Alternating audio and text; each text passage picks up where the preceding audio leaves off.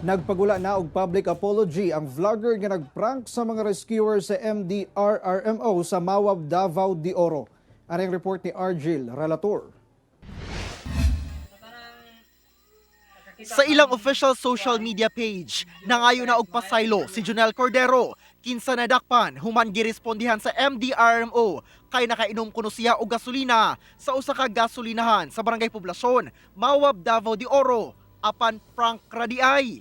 Sa tanang nakakita sa video guys, mayo lang gid mayo lang yung pasensya sa among nabuhat yun.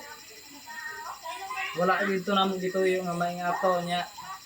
Wa mi ka balong na ala dito kuan ay ning rescue.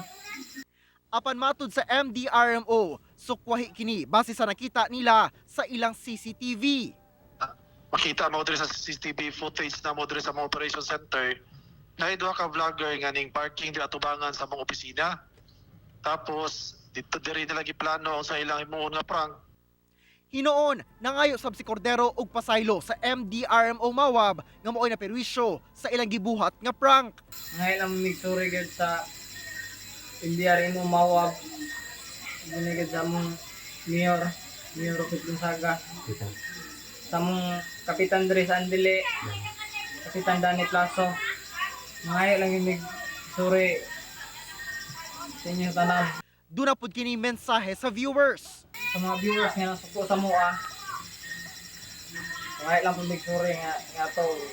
Di mi kabalo nga atong padulungan. At least, natay mga pagtulungan nga kuha. Duminigit sa mga vlogger ng pag-o. Hindi mo mga public prank. Luyo nga pahamtangan sila og silot nga community service sa LGU. Una na gibutyag sa kapulisan sa PRO 11 nga pasakaan sila og kasong alarm and scandal. Ako si Argil Relator para sa One Mindanao.